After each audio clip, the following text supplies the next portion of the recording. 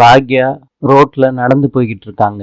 அப்ப பாக்யாக்கா, என்ன கோர்ட்ல இருந்தா வர்றீங்க அப்படின்னு பக்கத்து வீட்டுக்காரம்மா கேக்குறாங்க. காலையில நாங்க வாக்கிங் போறப்ப என்னென்னமோ எல்லாரும் பேசிக்கிறாங்க. கோபி சாரா கம்ப்ளைண்ட் கொடுத்தாரு? இல்ல ராஜி, ராதிகாவோட அம்மா. ஓ, எப்படிதான் இந்த மாதிரிலாம் பண்ண மனசு வருதோ தெரியல. ஈஸ்வரி அம்மாவை பத்தி நமக்கு தெரியாதா? கோர்ட்ல என்ன நடந்துச்சு பாக்யாக்கா? ஈஸ்வரி அம்மாவை ரிலீஸ் பண்ணலையா? பாக்யா சொல்றாங்க, கூடிய சீக்கிரத்திலேயே ரிலீஸ் பண்ணிடுவாங்க. சரிக்கா, நாங்க வர்றோம். ஐயோ, ஏன் இங்க நிக்கிற? ஆன்ட்டி, வீட்டுல யாருமே இல்ல, கிட்ட கீயும் இல்ல, அதனாலதான் வெயிட் பண்ணிக்கிட்டு இருக்கேன். போன் பண்ணி பாரு. போனு வீட்டுல தான் இருக்கு. சரிம்மா, நான் வர்றேன். 2-3 காளி பசங்க மையுவே பாக்குற மாதிரி பாக்யாவுக்கு தெரியுது. திரும்பி வர்றாங்க. அம்மா வர முடியும், எங்க வீட்டுல வந்து இருக்கலாம்ல? இல்ல ஆன்ட்டி, வேண்டாம். உங்க அம்மா எப்ப வருவாங்கன்னு தெரியுமா? தெரியாத ஆன்ட்டி. இது முடியும், இங்கேயே நிக்க போறியா? ஆன்ட்டி, நான் பார்க்ல உட்காந்து படிக்க போறேன். படிக்க வேண்டியது இருக்கு, அதனாலதான் அங்க போய் படிக்க போறேன். இன்னொருத்தங்க வர்றாங்க. அவங்க கிட்ட எனக்கு ஒரு ஹெல்ப் பண்றீங்களான்னு மயு கேக்குறாங்க. அம்மா வீட்டுல இல்ல, அதனால வந்தாங்கன்னா நான் பார்க்ல படிச்சுக்கிட்டு இருக்கதா சொல்றீங்களா? சரி மயு, தேங்க்யூ ஆன்ட்டி. சரி ஆன்ட்டி, நான் வர்றேன். மயு பார்க்ல உட்கார்றாங்க. அப்ப பாக்யாவும் கூட வந்து உட்கார்றாங்க. ஆன்ட்டி, நீங்க எதுக்கு இங்க வந்தீங்க? மயு, நீ தனியா இருப்பன்னு எனக்கு தோணுச்சு, அதனாலதான் உனக்கு கம்பெனி கொடுக்கலான்னு வந்தேன். எதுவும் நீ சாப்பிட்டுருக்க மாட்ட, நான் உனக்கு ஸ்நாக்ஸ் எடுத்துட்டு வந்திருக்கேன், இத சாப்பிடு. என்ன மயு, ஆன்ட்டி கொடுத்தா எதுவும் சாப்பிட மாட்டியா? அப்படிலாம் இல்ல ஆன்ட்டி. அப்ப நான் சாப்பிடு, இந்தா. நல்லா இருக்காமா? சூப்பரா இருக்க ஆன்ட்டி. ஏன் மயு, ஸ்கூல்ல இருந்து சீக்கிரமா வந்துருவேன்னு உன் வீட்டுல யாருக்கும் தெரியாதா? எனக்கே தெரியாதா ஆன்ட்டி, ஏதோ மீட்டிங் இருக்குன்னு சீக்கிரத்திலே விட்டுட்டாங்க. சீக்கிரத்துல விடும்போது போன் பண்ணி சொல்லுவாங்கல்ல? ஆமா ஆன்ட்டி, அம்மிக்கு போன் பண்ணாங்க, ஆனா அவங்க எடுக்கல. வேலை பக்கத்து வீட்டு ஆன்ட்டியோட போன்ல இருந்து மம்மிக்கு போன் பண்ணிருக்கலாமோ? எனக்கு அப்ப தோணவே இல்லை. அவங்க எப்ப வருவாங்கன்னு எனக்கு தெரியல. வந்துருவாங்க மயு. ஒருவேளை ஆபீஸ்க்கு போயிட்டு சாயங்காலம் வந்துருவாங்கன்னா? பாட்டியும் எங்கேயோ போகணும்னு சொல்லிக்கிட்டு இருந்தாங்க. வர லேட் ஆயிருச்சுன்னா அது முடியும், நான் பார்க்லயே தான் இருக்கணும். ஐயோ, நம்ம வீட்டுக்கு வர்றியா? இல்ல ஆன்ட்டி, வேண்டாம். ஆன்ட்டி, உங்க போன் கொஞ்சம் தர்றீங்களா? எதுக்கு மயு? மம்மிக்கு போன் பண்ணி நான் பார்க்ல தான் இருக்கேன்னு சொல்லணும். இல்ல ஆன்ட்டி, வேண்டாம், மம்மி ஏதாவது சொல்லுவாங்க. இனியாக்கா எப்படி இருக்காங்க? நல்லா இருக்கா மயு. ஆன்ட்டி, நீங்க எதுக்கு ஒரு மாதிரியா இருக்கீங்க?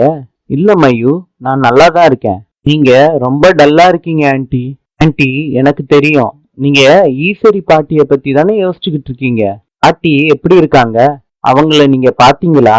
பார்த்தேன் மயு, இன்னைக்கு கோர்ட்டுக்கு வந்தாங்க, அப்பதான் பார்த்தேன். என்ன நடந்துகிட்டு இருக்குன்னு உனக்கு தெரியுமா தெரியாதான்னு எனக்கு தெரியல.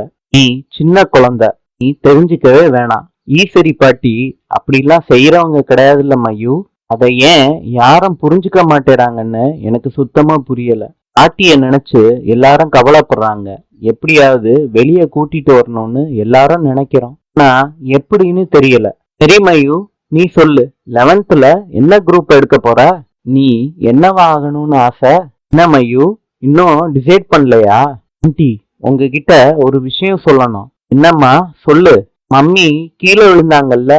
ஆமா, அப்ப நானும் தான் இருந்தேன். மம்மி பாட்டி தள்ளி விட்டு கீழே விழுகல, ஃப்ளவர் ஜாடி தடிக்குதான் கீழே விழுந்தாங்க. என்ன மயு சொல்ற? ஆமா ஆன்ட்டி, பார்த்தேன் ஆன்ட்டி. அம்மா அந்த ஃப்ளவர் ஜாடி தடிக்குதான் கீழே விழுந்தாங்க. மம்மி விழ போறத பார்த்துட்டு ஈஸ்வரி பாட்டி ஹெல்ப் பண்ணதான் வந்தாங்க. மம்மிய ஈஸ்வரி பாட்டி தள்ளி விடல. நீ நல்லா பாத்தியா மயு? பார்த்தேன் ஆன்ட்டி. வீட்டுல யாருக்கிட்டையாவது சொன்னியா? யாருக்கிட்டையும் சொல்லல ஆன்ட்டி. அப்புறம் என்கிட்ட மாத்திரம் ஏன் சொன்ன மயு? நீங்க அழுகுறது ரொம்ப கஷ்டமா இருந்துச்சு ஆன்ட்டி, அதனாலதான் உங்ககிட்ட சொன்னேன். வீட்டுல மாறி மாறி சண்டை போட்டுக்கிட்டே இருந்தாங்க, அவங்க கிட்ட சொல்றதுக்கு எனக்கு பயமா இருந்துச்சு. நீங்க இப்படி அழுத உடனே எனக்கு சொல்லணும்னு தோணுச்சு. பாட்டி மம்மிய தள்ளி விடல, எனக்கு நல்லா தெரியும். தேங்க்யூ மயு, தேங்க்யூ. கமலா ராதிகா கிட்ட சொல்லிக்கிட்டு வர்றாங்க. வீட்டுல யாரும் இல்லாட்டி வாசல்ல வெயிட் பண்ண வேண்டியதானே, இல்லாட்டி பக்கத்து வீட்டுல வெயிட் பண்ணலாம். மயு இந்த மாதிரி பார்க்குக்கெல்லாம் வர்றா? கோர்ட்ல இருந்து நேரா வீட்டுக்கு வரலான்னு நான் சொன்னேன். நீ தான் அட்வொகேட்டை பார்த்துட்டு வரலான்னு சொன்ன. ராதிகா, அந்த அம்மாவோட கேஸ் விஷயம் என்ன ஆக போகுதுன்னு நம்ம தெரிஞ்சுக்க வேண்டாமா? மாப்பிள்ளையே அவங்களுக்கு எதிரா சாட்சி சொல்லுவாங்கன்னு நான் நினைக்கவே இல்லை தெரியுமா. கண்டிப்பா அந்த அம்மாவுக்கு காலம் ஃபுல்லா ஜெயில் தான். மகி கிட்ட பாக்யா சொல்றாங்க, நீ பெரிய உதவி செஞ்சிருக்க எனக்கு. அத கமலாவும் ராதிகாவும் பாக்குறாங்க. கமலா சொல்றாங்க ராதிகா கிட்ட, நம்ம எத்தனை ட்ரிப் சொல்லியிருக்கோம் பாக்யா கிட்ட பேசாதன்னு, இன்னமும் பேசிக்கிட்டு இருக்கா பாரு. ஐயோ, நீ செஞ்ச உதவிய நான் என்னைக்குமே மறக்க மாட்டேன். என்ன பேச்சு அவங்க கிட்ட? சீக்கிரத்துல வந்தா வீட்டுக்கு வெளியே வந்து வெயிட் பண்ண மாட்டியா? உடனே பார்க்குக்கு ஓடியாந்துருவியா? பாக்யா, நீ இங்க என்ன பண்ற? நான் தனியா தான் இருந்தேன். ஆன்டி தான் என் கூட இருந்தாங்க. கமலா சொல்றாங்க, தனியா கூட இருந்துடலாம் மயூ. ஆனா இவங்களோடவோ இவங்க குடும்பத்தோட ஆளுகளோடவோ இருக்கிறது தான் ஆபத்து. என்ன முறைக்கிற பாக்யா? நீ எந்த பிளானோட மயூவை பார்க்க வந்த? மயூவை கடத்திட்டு போலான்னு வந்தியா? அதானே உன் பிளானு? ஆன்டிய பத்தி அந்த மாதிரி தப்பா பேசாதீங்க. ஆன்டியா பெரிய ஆன்டி. இவங்க குடும்பம் எவ்வளவு பெரிய துரோகம் பண்ணிருக்கு நமக்கு. பிளான் பண்ணி நம்ம நிம்மதிய குலைக்கணும்னு நினைக்கிறவங்க, நம்ம சந்தோஷமாவே இருக்க கூடாதுன்னு நினைக்கிறவங்க. உனக்கு வரப்போற தம்பி பாப்பாவையோ தங்கச்சி பாப்பாவையோ வராம செஞ்ச குடும்பம் இவங்க. இவங்க கூட எல்லாம் பேச்சுவார்த்தையே வச்சுக்க கூடாது, ஏதாவது பண்ணிருவாங்க. என்ன பாக்யா, பேசிக்கிட்டே இருக்கேன் முறைச்சு பாக்குற? நீ தான் இதுக்கெல்லாம் பின்னாடி இருக்கியா? நீ தான் உன் மாமியாருக்கு சொல்லி அனுப்பிச்சியா ராதிகாவை ஏதாவது பண்ணி குழந்தைய இல்லாம பண்ணிருன்னு? அம்மா போலாம் வாங்க. இருடி சொல்லு பாக்யா, நீ தான் ஐடியா கொடுத்து அனுப்புனியா? பண்றதெல்லாம் பண்ணிட்டு தப்பிச்சிடலான்னு மாத்திரம் நினைக்காதீங்க. இன்னைக்கு மாப்பிள்ளைய அவங்க அம்மாவுக்கு எதிரா சாட்சி சொல்லிட்டாரு.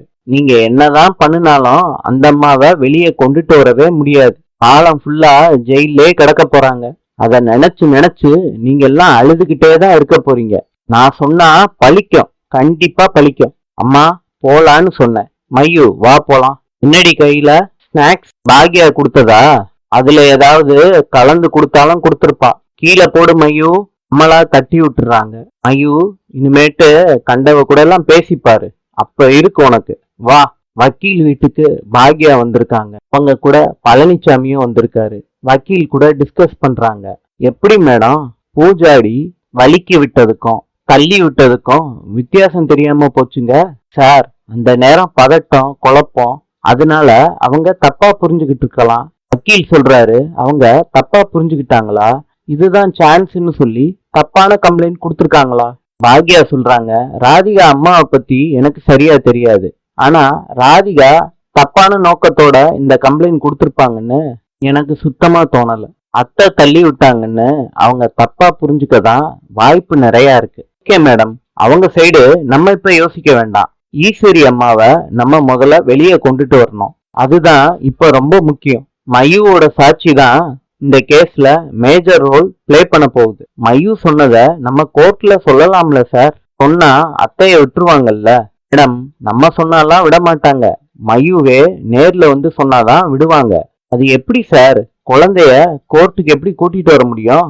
மேடம், அது கூட்டிட்டு வந்துதான் ஆகணும், வேற வழியே கிடையாது. இல்ல சார், மயூவை கோர்ட்டுக்கு கூட்டிட்டு வர முடியாது. மேடம், ஈஸ்வரி அம்மா வெளியே வரணுமா வேண்டாமா? அவங்க வரணும்னா மயூவை கூட்டிட்டு வந்துதான் ஆகணும். சார், ஒரு வேலை பண்ணலாமா? மயூவை கோர்ட்டுக்கு கூட்டிட்டு வராம பேச வச்சு ரெக்கார்ட் பண்ணி கோர்ட்டுக்கு கொடுக்கலாமா? பழனிசாமி சொல்றாங்க, என்ன மேடம் நீங்க, இந்த ஆடியோ வீடியோ எல்லாம் கோர்ட்ல ஆதாரமா எடுத்துக்க மாட்டாங்க. ஏனுங்க சார், சரிதானே? சார் சொல்றது கரெக்ட். மயூவை கோர்ட்டுக்கு கூட்டிட்டு வர்றதுதான் நல்லது. அதுக்கு உண்டான ஏற்பாடை ஃபர்ஸ்ட் செய்யுங்க மேடம். ஹியரிங் இருக்கு. அங்க மயூ பார்த்தத சொல்லிட்டாங்கன்னா ஈஸ்வரி அம்மா அடுத்த நிமிஷமே வெளியே வந்துட போறாங்க. பழனிசாமி கிட்ட கேக்குறாங்க, மயூவை எப்படி கோர்ட்டுக்கு கூட்டிட்டு வர முடியும்? என்னால அத பத்தி யோசிக்கவே முடியல சார். பழனிசாமி சொல்றாரு, வேற வழி இல்லையே மேடம். சார், ராதிகா கிட்ட உங்க பொண்ண கோர்ட்டுக்கு கூட்டிட்டு போலாமான்னு கேட்க முடியுமா சார்? மேடம், கண்டிப்பா கேட்க முடியாது. அவங்களுக்கு தெரியாம தான் மயூவை கோர்ட்டுக்கு கூட்டிட்டு போகணும். சார், அது ரொம்ப தப்பு சார். நீங்க யோசிக்கிறதுல தப்பே இல்ல மேடம். ஒரு சின்ன பிள்ளைய எப்படி கோர்ட்டுக்கு கூட்டிட்டு வர்றதுன்னு யோசிக்கிறீங்க, அவ்வளவுதானே? அது நியாயம்தான். ஆனா அதை தாண்டின இன்னொரு நியாயம் இருக்குல்ல. இப்ப அந்த பொண்ணு கோர்ட்டுக்கு வந்து சாட்சி சொல்லலன்னு வச்சுக்கோங்க, மறுபடியும் ஈஸ்வரி அம்மா ஜெயிலுக்கே போயிருவாங்க. அவங்க தப்பு பண்ணலன்னு நம்மளால நிரூபிக்கவே முடியாதபடி போயிருங்க. சார், நீங்க சொல்றதெல்லாம் ரைட்டு தான். நான் மயு சின்ன குழந்தை சார். மயுவை தனியா வாங்க கோர்ட்டுக்கு அனுப்ப போறோம். நாங்களும் நீங்களும் சேர்ந்து தானேங்க போறோம். இந்த பாப்பா நம்ம பாதுகாப்புல தானே இருக்கோம். மயுவை கூட்டிட்டு போறதுக்கு நியாயமான காரணம் 1000 இருந்தாலும் என் மனசு ஒத்துக்கலையே சார். மயுவை கோர்ட்டுக்கு கூட்டிட்டு போகாமலே வேற என்னமாச்சும் பண்ண முடியுமான்னு நம்ம யோசிக்கலாம்ல. மேடம், வேற வழியே இல்ல.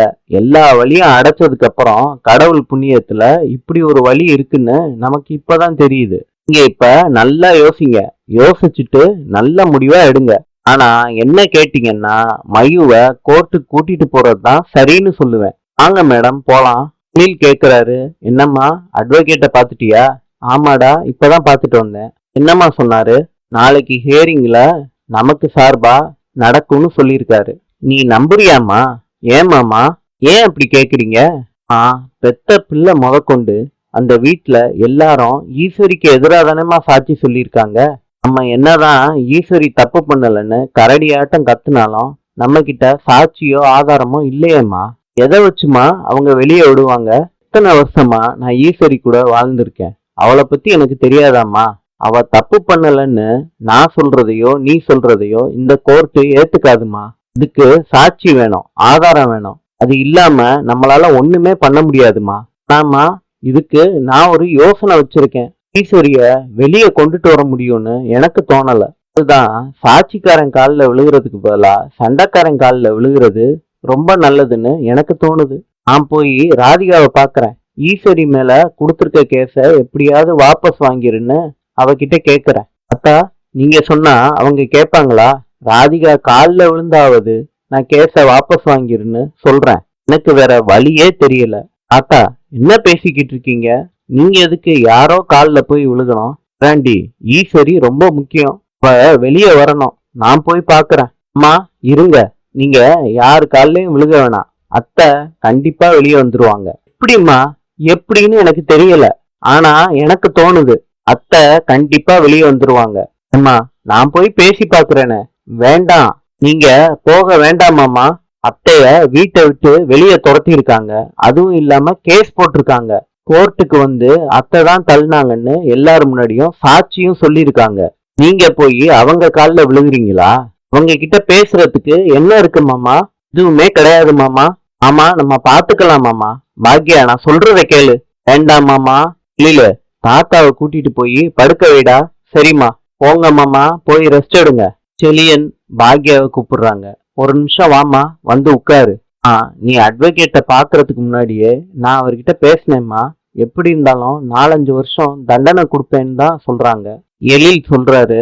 நானும் பேசினேம்மா. பெயில் ஜாமீன்லாம் கிடைக்கிறதுக்கு கொஞ்சம் டைம் ஆகும்னு சொன்னாங்க. அது முடியும். பாட்டி தாங்குவாங்களா? இல்லாட்டி நம்ம தாத்தா தான் தாங்குவாங்களா? அம்மா, எனக்கு ரொம்ப பயமா இருக்குமா. நாளைக்கு என்ன நடக்க போகுதுன்னு நினைச்சாலே பயமா இருக்குமா. அம்மா, இப்ப என்ன பண்ண போறோம்? அது பண்ணலாம்டா. இந்த மாதிரி நேரத்துலதான் நம்ம மனசை தளர விடாம நம்பிக்கையா இருக்கணும். ஜாமீன், பெயிலு அதை பத்தியெல்லாம் நம்ம யோசிக்க வேண்டிய வேலையே கிடையாது. நாளைக்கு கோர்ட்ல ஏதாவது ஒரு அதிசயம் நடக்கும். பாட்டி வெளியே வருவாங்கன்னு நம்ம நம்புவோம். கண்டிப்பா நடக்கும். இன்று கொலம்பியாவின் நாணயம் பிசோ. நாளை சந்திப்போம்.